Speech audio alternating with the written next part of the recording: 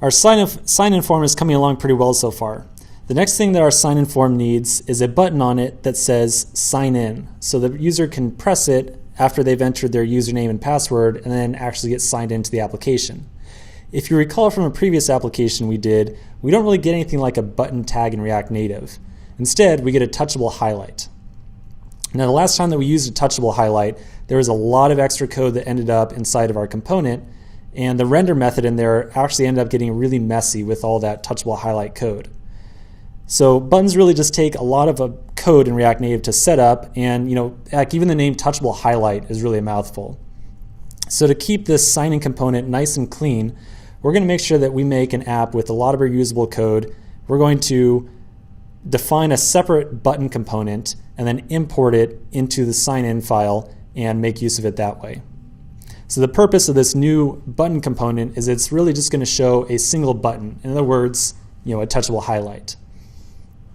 So I'm going to create a new folder inside of components called common, and then inside of there we'll create a file called button.js.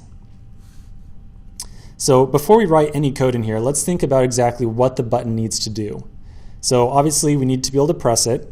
So we need to be able to pass a function to this component that will be called whenever the user taps it. We also need to have some custom text. We're not making a button here that's just going to be used for the sign-in component. We're going to be making one that can be used anywhere across the entire app. So we need to be able to specify the text that it displays on the fly. So with this in mind, let's go ahead and do the boilerplate. We'll import React Native. We'll grab a text, a style sheet, and our touchable highlight off of React. We'll do our module exports, create our class, and then we'll render a function that returns a touchable highlight. And then inside of there, we'll place a text tag, and that will be the actual text for the button. And I appear to have misspelled touchable highlight up here at the top. Let's fix that real quick. Touchable highlight. There we go. Okay, let's also do our style sheet at the bottom. We'll create a new style sheet, and we're going to have two styles on here. One will be for the touchable highlight itself, the actual kind of button looking thing, and then one will be for the text as well. So let's do the button first, and the button is going to have some centered text. So we'll set center on justify content and align items. Then we'll add a border to the button as well. So we'll do a border width of 1, a border radius of 5 to give it kind of a nice curve on the corners. We'll give a padding of 5. We'll make sure that the border shows up as black. And then we'll also add a margin top on there as well. The margin top is to make sure that components that get stacked up one on top of each other aren't directly touching each other. We want just a little bit of play in there, and we're probably going to want that for every button we make, so we'll just add the margin top on here directly.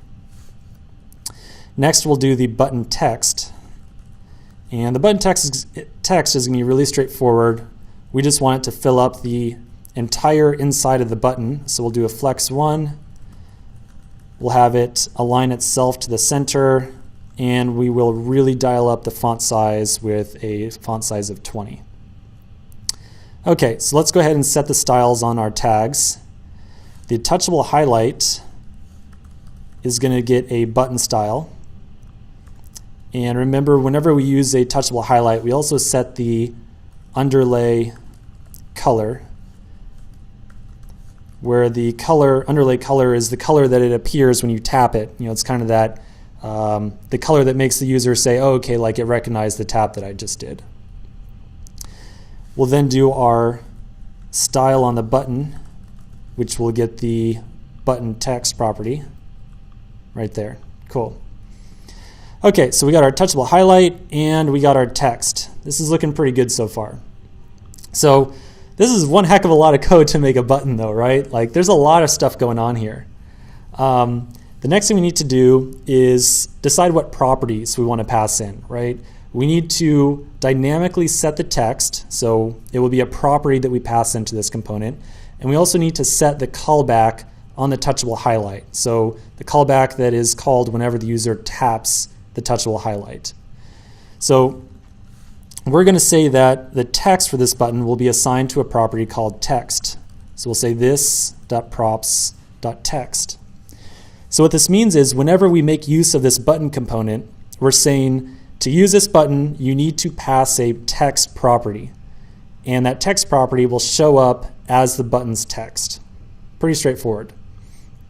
The idea is going to be very similar for the onPress for the touchable highlight as well. We'll do onPress. So whenever the touchable highlight is pressed, call the function this.props.onPress. So what this means is that whenever we make use of the button component, we need to pass a function to the property onPress, and that function will be called whenever this touchable highlight is tapped. So it's really just kind of passing through the function here. It's really just passing through the callback. We'll see the implementation of this in the next section. So we'll, if this is a little bit unclear, we'll cover it again in the next section. So I hope that making a reusable component like this makes a little bit of sense. One of the best things about React Native is that it's generally easy to see opportunities to refactor code into reusable components like this. And as a matter of fact, I speak from experience. When I was first building this example app here, kind of doing the initial outline of how it was going to work, I actually put all of this button code directly into sign-in, and I found myself later on duplicating all of it into sign-up. And it was when I was duplicating it that I realized it was an opportunity to refactor the button out into its own separate component. So it was through, it's a lot of times whenever you're writing code and you find that you're kind of starting to duplicate things, that generally means you are in a really good situation for refactoring stuff out into a separate component that you can reuse in multiple locations. Okay, so with all that in mind, I'm going to go ahead and save this, and let's go ahead and make use of it in the next section.